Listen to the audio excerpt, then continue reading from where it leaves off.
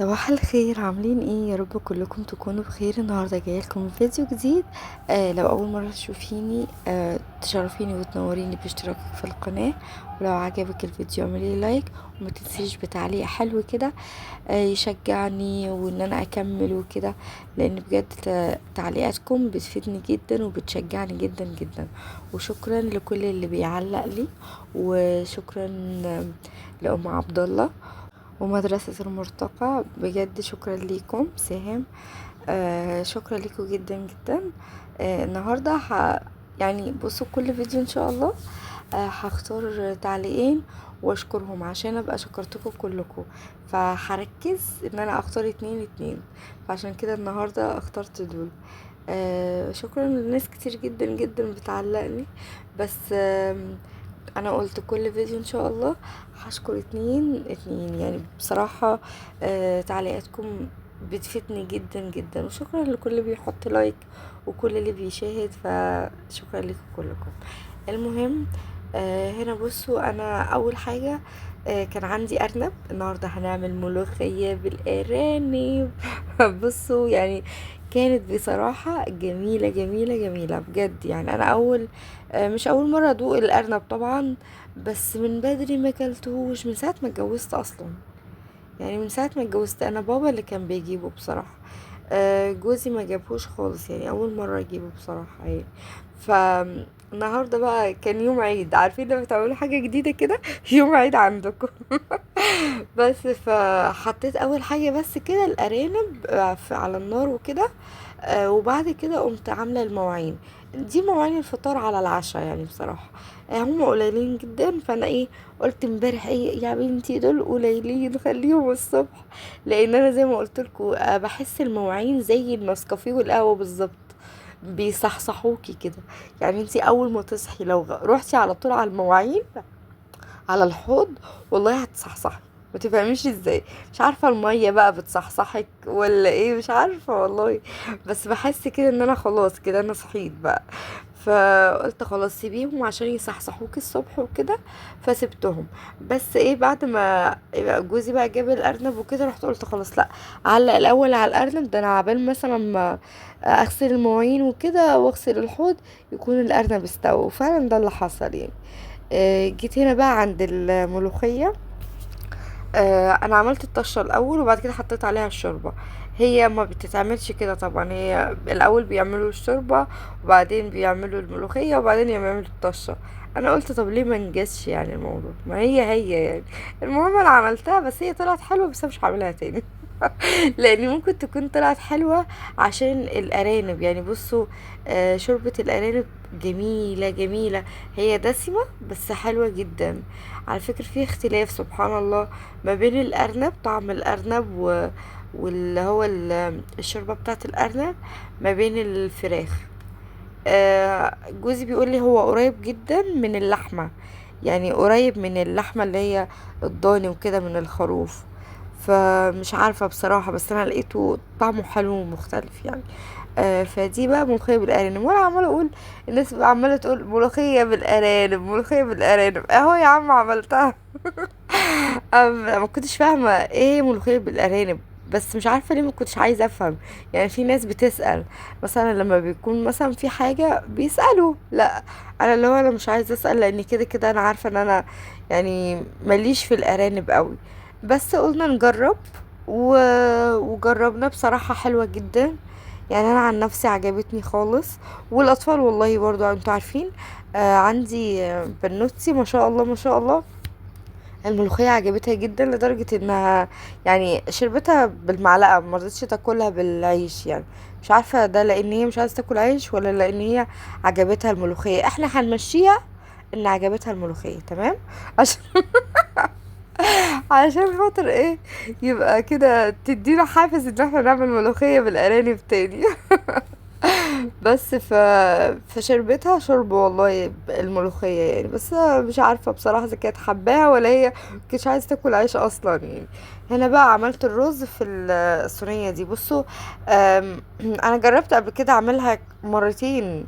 عملت الرز في الصينية دي. عارفين ليه بعملها؟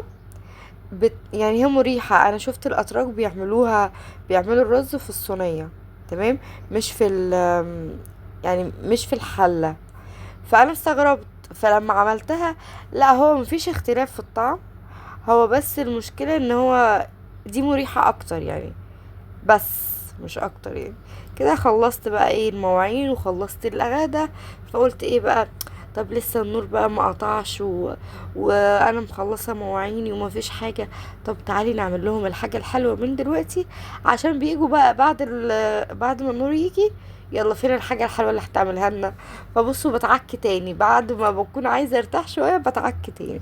فقلت لا خلاص هعمل لهم من دلوقتي. جبت عندي 4 بيضات. انا ليه بجيب 4؟ هما 3 المفروض، بس ده عشان بيض بلدي مش زراعي.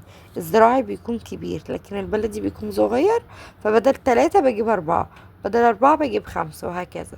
هنا حطيت 4، وحطيت كوباية سكر، بس زودت عليها شوية سكر عشان كنت عايزاها مسكر بصراحة، يعني كنت عايزة الكيكة مسكرة، لكن هي كوباية والله حلوة خالص. كمان لو قللتي شوية يعني من الكوباية في السكر، انا عن نفسي بحبها كده، بس عشان اطفالي يعني انا عاملاها للعيال ياكلوها كده، فاهمين؟ بس فكنت حباها ان هي تكون مسكرة، ما تكونش اللي هي مش مسكرة ويقولوا لي لا مش عايزينها وكده. فانا عن نفسي بحبها مش مسكرة عشان بشربها مع النسكافيه، مع الشاي بلبن مثلا كده، فبحبها كده. هنا بقى الدقيق اللي انا نخلته في الاول، وحطيت عليه طبعا بيكنج باودر، لا كيك شيف.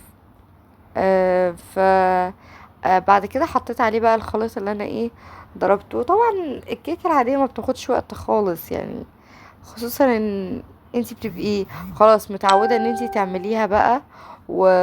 وعارفاها وسهلة وبسيطة. على فكرة يعني هقولك على حاجة، يعني انا حتى البيض كنت لسه مطلعاه من شوية يعني، بس هو الجو عندنا حر قوي، احنا عندنا الجو نار عندنا في الصعيد يعني بجد، وفي هوا بس الهوا سخن شوية. في وقت بقى في يوم، يعني يوم يجيلك بقى من غير هوا، يا لهوي بتكون الحياة صعبة جدا. حتى عشان كده النهاردة، آم، يعني انا وبصور لكم في الفيديو ده، لبست اسدال، الاسدال كان خفيف وحلو. قلت لا مش قادرة ان انا البس طرحة، بتخنق قوي يعني من الحر الجو نار عندنا نار. الحمد لله يعني، الحمد لله على كل شيء. هما بيقولوا يعني هي بس موجة كده وهتعدي. هي في كل مصر على فكرة، بس الصعيد بتكون اكتر عشان الصعيد طبعا جواها مشمس اكتر يعني. فربنا يعديها على خير يا رب ان شاء الله، لاني والله احنا كل الناس تحسيها كده مفرهده وعندها خمول، واللي متفهموش في ايه بيحصل، في ايه يا جدعان بيحصل متفهموش. هنا بقى بصوا قلت اخلص المواعين اللي احنا عملناها برضو عشان قبل ما ايه النور يقطع.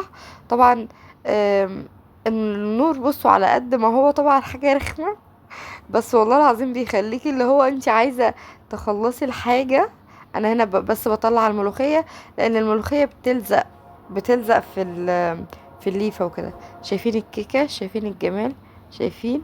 هنا حطيت لبنتي كانت عايزة تاكل، هي وآيلا، لولي وآيلا عايزين ياكلوا، حطيت لهم وحطيت لهم نايبين أرنب. متأسفة بس على القطر. حطيت لهم نايبين أرنب. والكيكة بقى دي عاملاها عشان لما اجي مثلا اللي انا وبروق بيقعدوا يطلبوا الحاجة، عايزين مية، عايزين ناكل، عايزين، طب ما انتوا لسه واكلين، لا اللي هو بصوا عايزينك بس تقفي في المطبخ وتعملي لهم حاجة وبس، ما تفهموش يعني. طيب ماشي، انتوا عايزين تاكلوا احط لهم ياكلوا ما ياكلوش، بالذات لما تكوني عاملة رز وملوخية الأطفال بياكلوا يعني، بيشبعهم عن أي حاجة تانية ممكن تعمليها مثلا نواشف أو كده. بس هما مش الموضوع حكاية جوع أو عايزين مثلا حاجة، لأ، الموضوع ان انتي تقعدي قصادهم كده ما تعمليش حاجة في البيت بس. فرحت عملت لهم الكيكة دي بحيث ان انا ايه، ما يقولوليش عايزين حاجة بقى، عايزين كذا. هما بيلفوا يلفوا بس ويقولوا عايزين نشتري، يعني ده كله ده بيزنوا يزنوا يزنوا عشان يشتروا في الاخر. بصوا انا نضفت الاوضه طبعا كلها من التراب. وهنا بعد ما نضفت جبت اللي هو الجلاس ده، وقعدت المع الخشب والمع ايه الازاز. طبعا انا كان عندي انا لما باجي ادخل في اوضه يعني بجيب بصوا 3 فوط 4 فوط. فكل ما الاقي فوطه اتوسخت مثلا بغيرها، يعني انا دي هغيرها، الفوطه دي هغيرها. آم، انا بس ده هنا بعمل كده يعني لان انا عارفه ان انا هعمل تنظيف عميق له كله. وفي النهار ببقى واضح قوي من بره التراب عامل ازاي وكده. فانا نظفت من ورا الازاز ومن ورا الخشب التراب، لكن ما لمعتهوش بصراحه. ليه؟ عشان خاطر هو اكيد مطرب جدا جدا جدا، فانا عايزه اعمله وانا شايفاه، يعني اشوف ان اذا كان هو نضيف لا ما نضيفش اروح اعمله تاني وكده. فده ان شاء الله في التنظيف العميق. انا هنا بس التنظيف اليومي اللي هو العادي، يعني انا ما عملتش افتكاسات كتير يعني، بس ايه هو ده التنظيف اليومي. انا ليه بعمله قبل ما اغير الملايات، يعني بحب انضف التنظيفات دي قبل ما اغير الملايات. عشان خاطر اي تراب او اي حاجة هتنزل على الملاية، والملاية كده كده انتي هتغيريها. فلما ننام بقى ننام ايه على نظافة كده. انا بحب قوي ان انا اغير الملايات بالليل، بحب جدا. عشان ايه؟ لما ننام كده على نظافة، مش هستنى بقى الصبح واقوم منضفه الصبح كل حاجه وكده. لا، بحس ان هو عبال ما يجي بالليل العيال برجليهم اكيد هيطلعوا، ما بحبش كده بصراحه. بحس لا، احسن ان انا انضفها قبل ما ننام على طول، او بفتره قليله يعني بدري شويه عشان خاطر تبقى نظيفه. هنا بقى المكتب، طبعا كان عليه كتب كتير، حطيت الكتب كلها تحت المكتب. ولسه كمان موضوع المكتب ده، موضوع الكتب قصدي دي كله هنفرزه وهنشوف اللي هيبيعوه، لاني خلاص يعني مش محتاجينه دلوقتي، نجحوا وخلصوا. فمش محتاجينه، ان النتيجة ظهرت طبعا وخلاص. محمد ما بيصدق اني بس يخلص عشان يبيع الكتب، مش عارفة ليه، ايه حبه في كده معرفش. المهم يعني هم كل الاطفال والله مش عارفة، يعني خلاص بقيوا عندهم ادمان ان هم يبيعوا الكتب عشان يخلصوا منها. عشان يتأكدوا ان هم خلصوا وخدوا الاجازة الكبيرة. انا والله بستغرب، انتوا عارفين يعني انا عيال خالي وكده لسه بيدرسوا في المدرسة، بس هم عندهم 3 اجازات، يعني بيبقى عندهم 3 اجازات. آه يعني بعد ما جم الاجازة بتاعتهم عندنا هنا في مصر، هم عايشين في هولندا وكده، راحوا درسوا هناك. فحاجة حلوة يعني. احنا لا خلص، احنا مخلصين اصلا، يعني احنا المدارس بتاعتنا مخلصة قبل ما تبتدي اصلا. والله العظيم انا محمد مخلص قبل ما يبتدي. انا بقول له طب هو ايه الفرق، ما انت زي ما انت بتلعب وبتجري قال لي لا بس شايل الهم. قلت له انت هتشيل الهم؟ ده احنا اللي شايلين الهم والله مش انت. بيقول على نفسه ان هو شايل الهم. شايل الهم ايه؟ بروح الدرس باجي بالدرس، والله العظيم الاطفال دول يلا ربنا يهديهم. هنا بقى بصوا لمعت الخشب كله عشان خاطر، بصوا هو اللي فوق ده بيبقى تراب، لكن اللي تحت ده بيبقى بصوا ايدين الاطفال فظيعة يعني، بالذات في الدولاب في الباب. قعدت امسح فيه على فكرة انا، يعني قدامكم كده مسحت كده، بعد كده بس مسحت تاني وتالت لغاية ما لقيته ان هو لمع كده، حسيت انه بيلمع. وكمان على فكرة لمعته كمان من ورا. بعد كده اهو بصوا دلوقتي اللي انا هشيل الملايات وكده، لان خلاص انا نفضت عليها وكده، فدلوقتي يعني ان انا هشيلها خلاص يعني. بصوا دي حطاها، طبعا كلنا عندنا اطفال فاهم. مش بس بتبيع على فكرة، يعني طبعا احنا بنحافظ على المرتبة. دلوقتي المرتبة بقت بالشيء الفلاني. انا بس عندي مرتبة قطن، يعني انا ما عنديش الاسفنج. مش عارفة اذا كنت ممكن اشتري الاسفنج ولا لا، بس انا حاسه ان دي احسن. يعني لما بروح عند اي حد عنده سفنج مثلا وبات ليله او 2 او كده، بحس ان ظهري وجعني جدا ومش بقدر عليها بصراحه. مش بحبها، بحسها مش مريحه كده. مش عارفه، بحس ان القطن احسن بصراحه. احتمال ان أنا ما اغيرهاش ابدا يعني.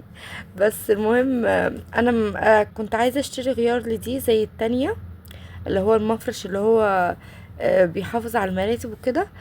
للاسف الست اللي انا بشتري منها اونلاين قفلت، انا بقول لها هاتي واحده لاوضه النوم وواحده لاوضه الاطفال تانية، لان انا لما جبتها دي جبتها عشان اجربها يعني، من بدري خالص على فكرة الكلام ده. ف راحت قالت لي اصلا انا بطلت مبيع. قلت لها طب اجيب من فين؟ مش عارفه والله اجيب من فين. يعني مش بدخل على الفيس، مش بقعد على الفيس، وفي نفس الوقت لما بطلع ما بيجيش في بالي ابدا الموضوع ده، يعني ما بيجيش في بالي ان انا اشتري دي. عايزه مره كده اطلع مخصوص عشان اشتري اللي هو الحافظه دي، مش عارفه اسمها ايه. المهم يعني اللي هي اللي تحت اللي فوق المرتبه دي، عشان تحافظ على المرتبه. لاني بصراحه اطفالي فظاع، كل شويه مثلا ممكن يدلقوا ميه. ايلا دي مش عارفه ايه ليه، ايه حبها تشرب ميه بالليل وتقوم دلقالي، طبعا مش شايفين احنا يعني، بتبقى بس السهارة، فتقوم دلقة المية. طب هات انا اشربك، لا انا اشرب لوحدي. طب يا بنتي اشربي، لا فتقوم دلقة المية بقى. الحمد لله على كل شيء. المهم بصوا هنا هتلاقوني نفضت السجادة. انا اصلا السجادة دي بنفضها في البلكونة على فكرة، يعني بجيب النفاضة كده وافضل انفضها. بصوا رجلي، رجلي مصدوعة خالص، وجعاني جدا جدا. فلابسة الشراب ده اللي هو عند الرجل من تحت، عشان خاطر رجلي والله مش قادرة. عارفين اول ما باجي ادوس عليها كده، هي الاول قعدت تطقطق طق، كل ما اجي امشي الاقيها بتطقطق، وفجأة كده لقيتها مش قادرة امشي عليها، يعني بتوجعني خالص. بس طبعا مفيش حاجة اسمها مش قادرة امشي عليها، يعني بنمشي برضو. بنمشي، مفيش حاجة اسمها تقعدي يعني، لا خلاص يعني. بصوا الأوضة دي مش بتاخد معايا وقت على فكرة، انتوا عارفين لون التصوير، والله العظيم ما بتاخد معايا ربع ساعة، ربع ساعة ما بتاخدش. بس انا عشان التصوير طبعا بجيب من هنا وبمسح من هنا، وطبعا الاسدال اصلا طويل جدا، طويل قوي لدرجة ان هو كذا مرة كان هيوقعني. ف ف يعني كل ده بياخد وقت، والله كل ده بياخد وقت. لكن هي الاوضه اصلا ما فيهاش حاجه يعني، انا بس عملتها لان انا جبت لهم سلايم، طبعا غلطه. غلطه وندمان عليها بجد يعني. بس انا قلت عشان هما نفسهم فيه من بدري خالص، فجبت لهم سلايم، فشلت السجاده على جنب وقلت لهم العبوا. لما لعبوا بقى قلت لهم بس كده بقى، دي عايزه تنظيفه، الاوضه دي عايزه تنظيف عشان ابقى مرتاحه نفسيا كده. بس كنت خلصت النهارده معاكم الفيديو، يا رب الفيديو يكون عجبكم. ما تنسلوش بالتعليق الحلو بتاعكم اللي فعلا بيشجعني. باي.